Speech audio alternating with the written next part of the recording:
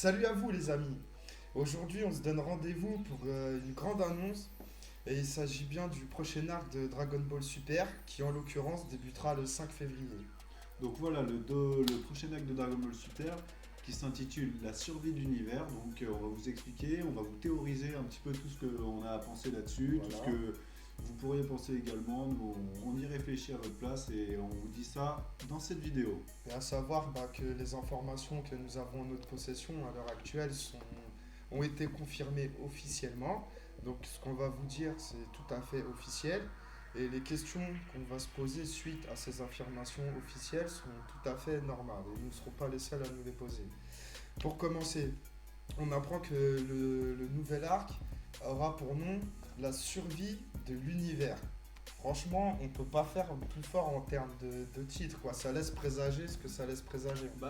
C'est surtout que la survie de l'univers, donc dans nous les informations qu'on a, c'est aussi, voilà, l'information type, c'est que le prochain arc sera celui du tournoi. Exactement.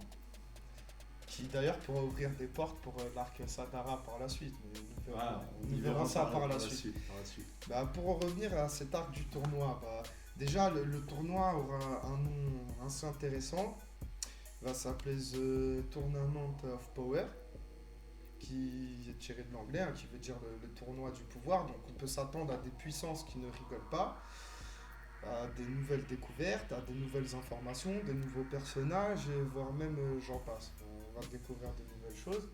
Il y a des informations qui fusent et qui disent que justement dans ce tournoi-là, on va voir plein de choses. Ils vont nous faire découvrir plein de choses, des mondes différents, des personnages différents, des attaques différentes, des combats. Ça va être des combats de l'apocalypse, ça va être énorme. Il y a des personnages d'ailleurs de DBZ qui vont revenir en avant, les terriens qui vont revenir en avant. Notamment C17, Gohan, même si on s'en doutait déjà, mais bon là on peut le voir sur l'image que vous voyez à présent.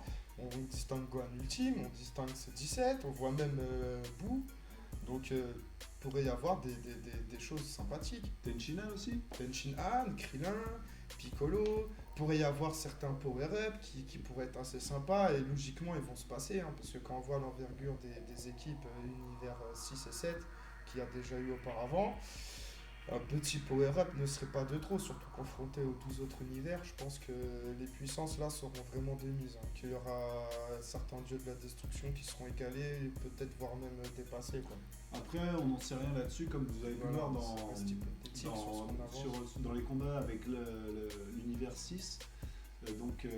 L'étendue des puissances c'est vraiment bien respecté, c'est-à-dire que Sangoku, Vegeta et les autres super puissances, en fait il n'y avait que Hit qui se battait égal à égal avec ceux qui sortaient du lot quoi, dans l'univers 6.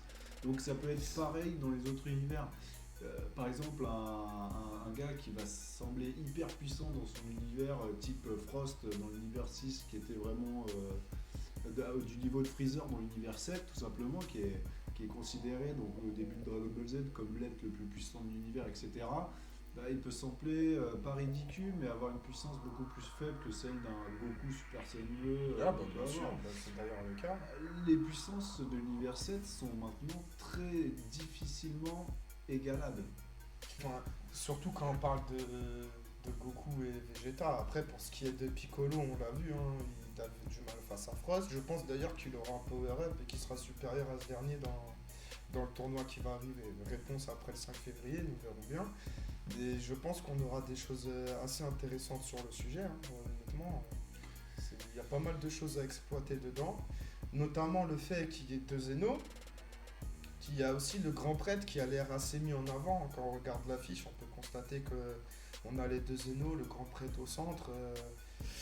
Il aura sûrement un rôle prédéterminant dedans, quoi. Après, il y a aussi d'autres questions qu'on se pose, parce qu'un tournoi n'est pas sans but. Certes, Zeno, quand il a lancé le tournoi, voulait se faire plaisir et assister à des beaux spectacles, mais je pense que ça ne sera pas sans retomber s'il est déçu de certains combats ou d'un univers qui est éliminé rapidement. Je pense que ça risque de se terminer par la suppression de ce dernier, surtout que là il y a deux Zeno, donc il y a deux fois plus de chances d'un pétage de câble, tu vois. Mais c'est bizarre, de toute façon Zeno on le connaît pas trop au final. On le connaît pas trop, il est représenté plus ou moins comme un truc enfantin. D'ailleurs tous les personnages enfantins dans Dragon Ball Z sont souvent puissants. Donc c'est pour ça qu'il peut tout détruire et tout. Mais je pense qu'on nous présente comme ça parce que ces choix sont aussi comme des enfants, genre un enfant qui pique une colère ou quoi. Bah, Zeno pique une colère, les univers sont détruits. Je pense qu'il y aura quelque chose comme ça, quoi. D'ailleurs, le titre est indicateur, hein, la survie de l'univers, c'est pas pour rien. Ça doit être lié à ça, Il y aura des grandes attentes de ce tournoi-là, je pense, de la part des Zeno, surtout que en fait, eux, c'est leur seule distraction. Donc ils vont essayer, et aussi, comme on vous a dit, le grand prêtre qui va avoir donc un rôle prédéterminant dans cet arc-là. On va en apprendre beaucoup plus sur les anges. Qui est ce grand prêtre, donc le créateur ou pas, bien sûr. Qu'est-ce qu'on peut attendre de ce truc-là? C'est vraiment une théorie après, mais bon, on peut commencer à y réfléchir aussi. Qui est ce mec?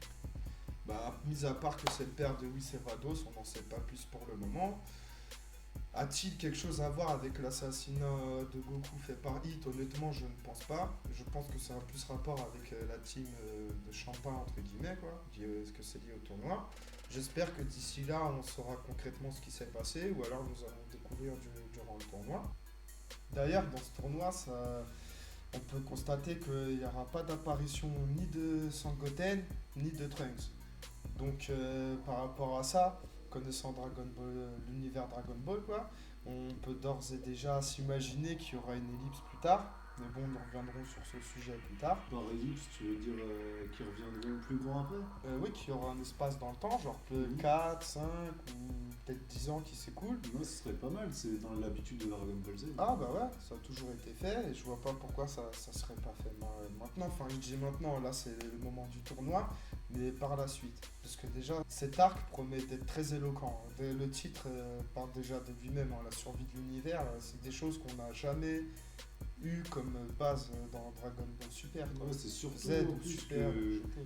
C'est Akira Toriyama qui reprend les rênes pour le scénario de cet arc-là. Donc là, on peut se dire qu'il nous a concocté une sacrée histoire. Déjà que l'arc de Black était fort sympathique quand même.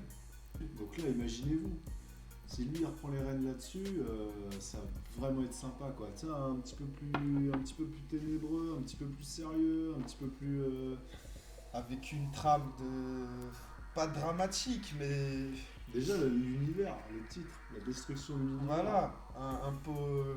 Il y a toujours avec Akira Toriyama quelque chose de post-apocalyptique, quoi. On l'a eu avec Freezer, avec Cell, on voit que si les choses sont pas bien faites, ça va disparaître derrière, quoi. Donc, ça peut amener à vraiment pas mal de choses, surtout que maintenant, avec les deux Zeno, on peut s'attendre à des caprices ou autre chose. Bah, honnêtement, déjà qu'un c'était relou, mais là deux, c'est voilà, ils sont un peu à l'image d'enfants. Hein. On constate d'ailleurs hein, dans Dragon Ball Z, tous les personnages faisant référence à quelque chose d'enfantin ou de petit, quoi. Ils ne sont pas de bon cœur et ils sont pas des rigolos, quoi. On a l'exemple par exemple avec Freezer, avec Kid Buu, et j'en passe, Garlic Junior. Voilà, quoi, ça s'arrête pas, mais les petits, il faut faire attention. Ouais, il faut faire attention. Notamment, dans ce tournoi, il y aura des adversaires. Qui dit adversaire dit nouveau niveau de puissance, peut-être, ou pas. Pourquoi? Parce que, comme vous avez pu le voir dans l'univers 6, les niveaux de puissance étaient correctement imaginés. C'est-à-dire que Vegeta, Super Saiyan Blue, Son Goku Super Saiyan Blue, c'est des monstres. Leur niveau de puissance, c'est difficilement atteignable. Et ça, je trouve ça très correct de le respecter quand même, sachant qu'il y avait des Kyabé qui savaient même pas se transformer en Super Saiyan. Ouais, mais qui a déjà un potentiel énorme. C'est sûr. De base, il a un potentiel plus énorme que Goku Vegeta, quoi. Au moins égal à Goku. Il a un potentiel c'est un genre de Gohan. Gohan. Voilà, c'est peut-être d'ailleurs l'équivalent de Gohan de l'autre univers, hein. On sait pas, tu vois. Mais peut-être. En tout cas, il est chaud, hein. Franchement. Il n'y aura pas que ça, Sangohan qui va revenir aussi. Donc qu'est-ce qu'on peut imaginer pour lui? En forme ultime, tu m'avais dit? Bah, si on se fie à la photo, on le voit avec la tenue de Gohan Ultime et même la coupe de Gohan Ultime, dont la mèche est exactement la même coupe, tout pareil. Mais au bout d'un moment, faut pas qu'il passe à autre chose, lui. Bah, déjà, revenir à niveau en atteignant ce stade qu'il a perdu, on l'a vu face à Freezer, il se prend une pêche dans le cœur, le mec il meurt, désolé, c'est pas le Sangohan face à Cell, ça. Donc voilà, après même si Freezer était beaucoup plus puissant, hein, mais voilà, en ultime, il aurait senti le coup, mais il aurait pu lui tenir tête. Hein. Donc, voilà, là déjà, il revient entre guillemets à niveau, ou va peut-être même atteindre un stade supérieur. Peut-être même la même transformation de Trunks, hein, parce que jusqu'à l'heure actuelle, on n'a toujours pas eu d'explication dessus. C'est peut-être la forme divine, comment dire, des Saiyans à moitié terriens, qui eux ont, comment dire, un petit potentiel que même les Saiyans de sang pur n'ont pas. Donc peut-être que ça va se traduire par ça, qu'on va l'apprendre dans l'arc, je sais pas, parce que sur Trunks, il faut être concret, on n'a toujours pas eu d'informations dessus, l'arc est fini, donc on considère ça comme bouclé. Mais est-ce que c'est réellement une nouvelle transformation ou c'est un excès de colère éphémère, comme on a pu voir déjà désolé, il y a l'aura bleutée du Saiyan God dedans. C'est indéniable, c'est indéniable. Moi je trouve ça facile. Tu combats contre des dieux, donc tu deviens un dieu, c'est pas... C'est pas ça, mais c'est que tu te mets au niveau de ce qu'il y a. C'est d'ailleurs la faculté des Saiyans quand même. C'est de se mettre au niveau de l'adversaire. Ils frôlent la mort, ils sont plus forts. Ils affrontent des adversaires plus forts, ils deviennent plus forts. C'est la base de la race, quoi. Ouais, ça peut être interprété comme ça. Je pense qu'on aura des informations sur la voilà, complémentaires, bien sûr. Donc, après, moi, je pense pas que Trunks va nous réapparaître de sitôt. Non, ça, c'est sûr que non. Je pense que c'est sûr que non, sinon il aurait même été sur l'affiche.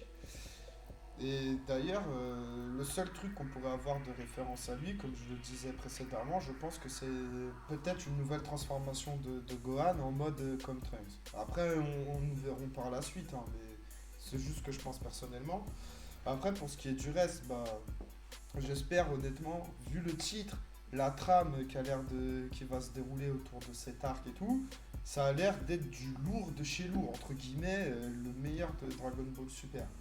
Après, j'espère juste qu'on va pas avoir à faire un genre de test d'aptitude comme avec Boo, quoi. Parce que honnêtement, l'univers 7, il représente la Sekpa, hein, Boo, Goku... c'est clair, l'univers 7... ça faisait peur. Je te jure, laisse tomber. Donc voilà, j'espère que ça ira mieux. Honnêtement, en voyant Piccolo, j'espère un nouveau power-up. C'est 17 aussi, j'espère un nouveau power-up. Comment? De par l'entraînement, ou vu que c'est un cyborg, c'est mécanique, peut-être de par Bulma, ou je ne sais quoi d'autre, mais j'espère un nouveau power-up.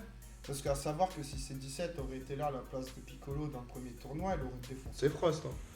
Là, Piccolo, c'était limite, mais c'est 17, il aurait défoncé Frost. Éclaté. Donc voilà, j'aimerais savoir ce qu'il en est. Après, je pense qu'on a évoqué plus ou moins les informations officielles de l'arc, hein, parce que la vidéo est tournée vers ça et vers les questions que cet arc suscite par la suite. N'hésitez pas à nous poser des questions dans les commentaires, apporter des choses à notre chaîne. Bien sûr, si vous êtes même d'accord ou non avec ce qu'on avance, bien qu'à la base, ça descend d'informations officielles, mais suite de quoi nous posons nos propres questions. Peut-être que vous, c'est pas les mêmes, ou que c'est les mêmes, ou quoi, mais en tout cas, le débat est ouvert, les amis, nous sommes là. Après, pour ce qui est d'aujourd'hui, la vidéo est terminée, les amis, nous avons fait le tour de ce nouvel arc. D'ailleurs, nous vous invitons à liker, partager, et même vous abonner. Les liens sont ci-dessous, en dessous de la vidéo, qui sont notre Facebook, notre Twitter et notre Instagram. Nous serons ravis de poursuivre cette aventure avec vous qui ne fait que commencer, nous vous le rappelons. Nous vous donnons rendez-vous la semaine prochaine. Et n'oubliez pas les amis, nous sommes vous.